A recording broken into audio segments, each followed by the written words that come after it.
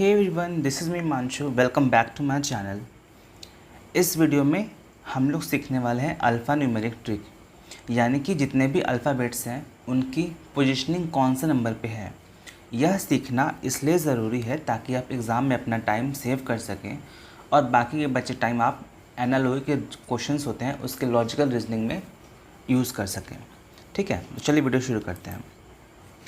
बाकी यदि आप हमसे जुड़ना चाहते हैं तो कोई भी सोशल मीडिया साइट हो, सबका यूज़र आईडी सेम है GK NCERT डेली। और यदि आप व्हाट्सएप ग्रुप से जुड़ना चाहते हैं तो इस नंबर पर मैसेज कर सकते हैं।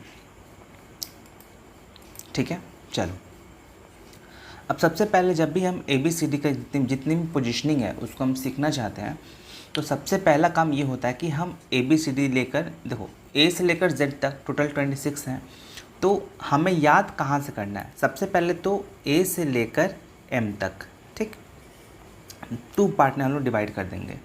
पहला पार्ट में है A से लेकर M तक और दूसरे पार्ट में N से लेकर Z तक। ठीक है, तो जो पहला पार्ट है उसमें देखो ABCDE, ये जो पहले के 5 है ये आपको तो वैसे भी याद रहेंगे, इसमें कोई मेहनत करना है नहीं। ठीक वैसे ही चूँकि हमने क्या कहा है कि A से लेकर M तक आपको याद करना है, तो चूँकि M यहाँ पे लास्ट हो जाएगा तो ये 13 भी आपको ऐसे ही याद हो जाएगा। ठीक, जो हमारा सेकंड पार्ट है ये आपका हो गया फर्स्ट पार्ट, ये आपका हो गया सेकंड पार्ट। ठीक है, तो जो फर्स्ट पार्ट है उसमें आपको ABCDE याद करने की ज़रूरत है नहीं, ये तो ऑटोमेटिक याद हो जाएगा। और जो M है चूँकि ये लास्ट है इसलिए इसका 13 है वो आपको याद हो जाएगा। ठीक वैसे ही आपको जो सेकंड रो है इसमें आपको N वाला ऐसे ही याद रहेगा 14। ठीक है, और इसके आगे एक O 15। ठीक है, तो 13, 14, 15 ये याद रहेगा। और वापस में इधर लास्ट में Z X Y Z ये आपको 24, 25, 26 भी याद रहेगा। इसमें भूलने वाला ऐसा कुछ है नहीं। ठीक है, तो एक बार जल्दी से रिवाइज कर लेते हैं। शुरू के ABCDE 1 से 5 याद रहेंगे। M लास्ट वाला है हाफ पार्ट का 13, N 14, O 15 और XYZ 24, 25, 26। ठीक है, अब बाकी के इतने सारे बचे इसे हम लोग ट्रिक से याद करने की कोशिश करेंगे। डिस्क्लेमर ये है कि मैं ये नहीं कर रहा कि सारे ट्रिक्स मैंने खुद डेवलप किए हैं। मैंने बहुत सारे यूट्यूब वीडियोस में से जो मुझे जहाँ से अच्छा लगा उसे इंक्लूड किया है और कुछ मैंने भी इसमें डेवलप किया है ट्रिक्स जो हम याद कर सकते हैं। ठीक है, तो सबसे पहला है F से क्या राइमिंग वर्ड आता है? फिक्स, और फिक्स से आपका हो जाएगा 6। तो यहाँ से ये याद हो जाएगा। अच्छा, इसके पहले कि मैं आगे बढ़ूँ कुछ चीज़ें आपको याद करना ज़रूरी है। ये जितने भी आपको अपोजिट दिख रहे हैं ना ये भी आपको याद रखना है। जैसे A के अपोजिट, एक मिनट मैं कलर चेंज कर लूँ। ठीक है, जैसे A के अपोजिट यहाँ पे क्या है Z, ये आपको याद होना चाहिए। B के अपोजिट क्या है बाय, BY, ये भी याद होना चाहिए। C के अपोजिट X, D के अपोजिट Y, E के अपोजिट V। अच्छा, इसको भी याद करने का ना एक ट्रिक है, मैं आपको ऐसे बताता हूँ। AZ तो याद रहेगा, ठीक है। अगर BY याद करना है तो ऐसे याद कर लो, BY बाय, ठीक है, बाई से BY याद हो जाएगा। C और X याद करना है तो जैसे हमने फिक्स याद किया वैसे 6 याद कर लो, ऐसे राइमिंग के लिए याद रहता है। ठीक है, यहाँ DW कैसे याद करोगे? DW याद करने के लिए आपका सिंपल ट्रिक है ड्यू।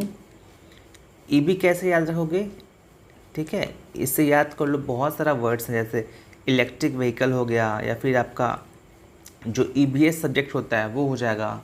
ठीक है, उसके बाद एक यहाँ पे GT रोड, ठीक है, ये याद हो जाएगा। GT रोड फेमस रोड है ना, GT रोड, NH1 आपका GT रोड वो। HS से क्या हो जाएगा हाई स्कूल। IR कैसे याद रखोगे? International relation, IR। JQ से क्या हो जाएगा आपका? JQ याद कर सकते हो कैसे? जंगल क्वीन, ठीक है, जंगल क्वीन। उसके बाद ये KP, ठीक है, KP कैसे याद रखोगे? आप सबको पता है कि एक KP ठाकुर की फेमस बुक आती है, KP ठाकुर की, तो यहाँ से ये हो जाएगा। L कैसे याद रखोगे? LO, लव, LO भी, तो ये LO ऐसे याद हो जाएगा। और M और N ऐसे ही आपको तो याद ही हो जाएगा। ठीक है, और जो FU बच गया इससे आप ऐसे याद कर लो। बहुत सारा ट्रिक आप खुद भी डेवलप कर सकते हो, इतने ज़्यादा तो है ही, तो ये तो ऐसे ही याद हो जाएगा। ठीक है, चलो आगे बढ़ते हैं। अब देखो F का पोजीशन यहाँ आ जाएगा 6, ठीक है 6। अब G कैसे करना है, देखो G में ऑलरेडी जब आप G लिखोगे ना तो यहाँ पे देखो 7 दिख रहा होगा आपको।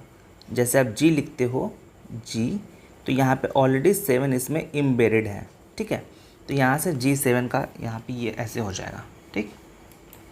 अब देखो H है, तो H को यदि आप ऊपर से ये डॉट मिला दो, नीचे से ये हो जाए, तो ये आपका ऐसे कुछ 8 जैसा दिखता है, ठीक है। I को देखा जाए तो I को हम लोग ऐसे भी लिखते हैं और ये रिसेंबल करता है 9 के, तो I ऐसे याद कर सकते हो। J की बात की जाए तो हम लोग J स्मॉल ऐसे लिखते हैं, ठीक है। इसी 0 डॉट को यहाँ प्लेस कर दोगे तो ये कुछ ऐसे देगा जो कि 10 जैसा राइमिंग दिखता है, तो ऐसे याद हो जाएगा। K से फेमस आपका IPL टीम है किंग्स 11 पंजाब, ठीक है, तो यहाँ से ये 11 याद हो जाएगा। L से लव, अच्छा इसका ट्रिक ये है कि लव में उसका 12 बज गया, ठीक है, तो ऐसे ये 12 याद कर सकते हो। लव में उसका 12 बज गया, ठीक है। अच्छा M मैंने क्या कहा था, M आपका लास्ट है फर्स्ट पार्ट में, तो ये तो ऑलरेडी आपको याद होना चाहिए 13, ठीक है। इसके बाद N और O मैंने बताया था ये आपको याद करना है 14 15, 14 और ये 15, ठीक है। अब देखो P कैसे याद करोगे, यदि हम P को उल्टा रोटेट कर दें तो ये ऐसे बन जाएगा ना 6 जैसा, और बाकी 1 लगा लो 100, तो ये हो जाएगा 16, ठीक है। P को ऐसे उल्टा कर दो, ऐसे हो जाएगा, और ये 16 ऐसा राइमिंग दिखता है। Q कैसे याद करोगे, तो Q फॉर क्वेश्चन, ठीक है। अब जब भी किसी क्वेश्चन को सॉल्व करते हो वहाँ पे यदि 17 आ गया तो वो क्वेश्चन डिफ़िकल्ट हो जाता है, तो ऐसा ट्रिक याद कर लो, Q से क्वेश्चन और 17 वाला नंबर डिफ़िकल्ट होता है, तो Q से क्वेश्चन 17 पे याद हो जाएगा। R देखो, R हम लोग कैसे लिखते हैं, ऐसे लिखते हैं, ठीक है। अब इसको ऐसे ऐड कर लो और आगे से एक ये डाल दो 18, ये ऐसे याद हो जाएगा। S को अभी मैं एक समय के लिए छोड़ दो। T से आप क्या होता है, T से T20 मैच होता है ना, 20 मैच, तो इससे 20 आ जाएगा, और जब T20 है तो लाजमी है S आपका 19 हो जाएगा, तो ST याद कर लो, ST, T for 20, S for 19, ठीक है।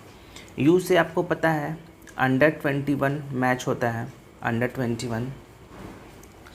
V से क्या होगा, देखो V फॉर विक्ट्री साइन, जो मैंने आपको सबसे फर्स्ट स्लाइड में दिखा रखी है, कहाँ गया, यहाँ पे, ठीक है, कहाँ गया, देखो V ये है विक्ट्री साइन, इसमें 2 फिंगर है, ठीक है, तो यहाँ से ये आपका हो जाएगा V के लिए 22, कहाँ गया, शिट, हाँ, तो ये आपका हो जाएगा 22।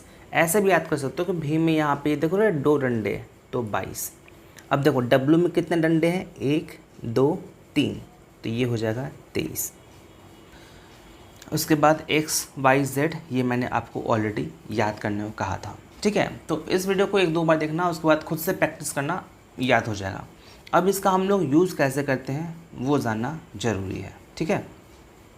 जब भी आप क्वेश्चंस करोगे रीजनिंग वगैरह के, तो उसमें ना क्या होता है, कुछ मैं आपको एग्जांपल समझाता हूँ। जैसे मान लो कि दे दिया यहाँ पे BOY, ठीक है, तो क्वेश्चन में क्या होता है, इसी के सिमिलर कोई एक ऐसा कोई मतलब ये इसको मिला के कुछ भी लिख देगा यहाँ पे 3 शब्द, ठीक है। अब जैसे मान लो आपको याद है कि B की जो पोजीशनिंग है वो 2 है, O की पोजीशनिंग कितनी है 15, और Y की पोजीशनिंग कितनी है 25। तो जब आपको ये ऑलरेडी याद रहेगा तो आप ऑलरेडी आसानी से इसमें रिलेशन डेवलप कर सकते हो कि इसमें दिया क्या है, लॉजिक क्या है, और उसी के अनुसार जो क्वेश्चंस रहेंगे आप उसको सॉल्व कर सकते हैं, ठीक है। बहुत सारे बच्चे क्या करते हैं एग्ज़ाम में, जब उनको पेपर मिलता है आंसर शीट, तो वे फटाक से क्या करते हैं, इस वाली चीज़ को वो नोट डाउन कर लेते हैं, ABCD कहाँ गया, इसे नोट करते हैं A से लेकर Z तक, फिर उसके ऊपर नंबरिंग। लेकिन जब आप क्वेश्चन करोगे ना, तो वो क्वेश्चन 1 मिनट से ज़्यादा टाइम लेगा, और यदि आपको वो नंबर में याद हो जाए कि इसकी पोजीशनिंग कितनी है, तो वैसे क्वेश्चंस जल्दी सॉल्व हो जाएंगे। ठीक है, थैंक यू।